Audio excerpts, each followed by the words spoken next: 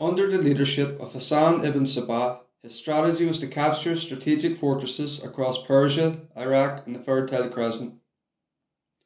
They were surrounded by hostile territory and managed a unified power structure. The Nizari Ismaili had wielded sovereignty and minted their own coinage. The fortress of Alamut was fabled for its heavenly-like gardens, impressive libraries and laboratories, where philosophers, scientists and theologians could debate all matters in intellectual freedom. The Alamut fortress was destroyed in the year of 1256 AD on December 15th by Hulagu Khan as part of a Mongol invasion and offensive in retaliation to the Nizari Ismaili's assassination of Genghis Khan's son, known as Jagadi. Most of the Nizari Ismaili were killed during the attack and the libraries were burned.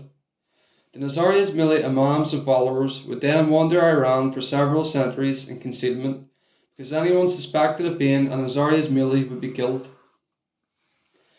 During the period of the Islamic Sufi sect, the Nizari Ismaili community would blend in with the sect and they formed a close bond with the Sufi community. Many Sufi orders declared themselves as the Shia sect of Islam.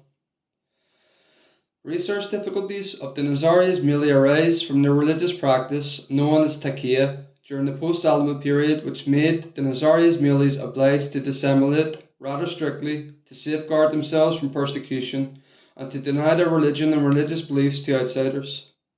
They also denied their literature and hid in Sunni, Sufi and Hindu disguises. The practice has only been recently researched by few scholars and cultural anthropologists.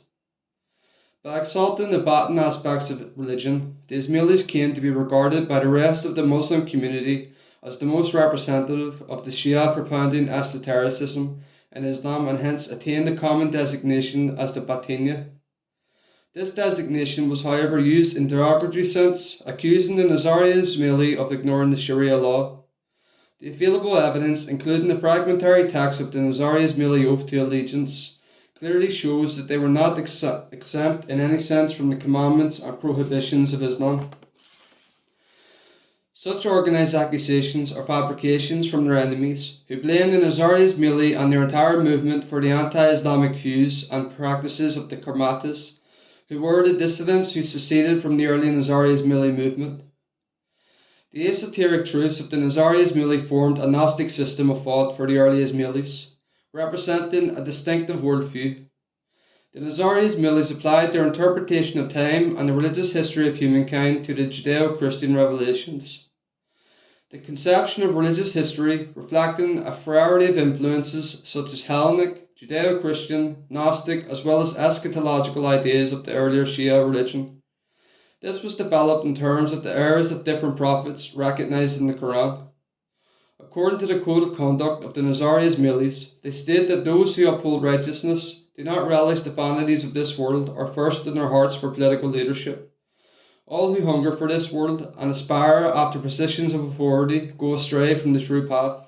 The Nizari Ismaili prohibit polygamous marriages of multiple partners. The Nizari Ismaili believe that marriage is sacred and loyalty of one's partner is adhered to at all costs. However, a wife can divorce her husband and a husband can divorce his wife and they can remarry.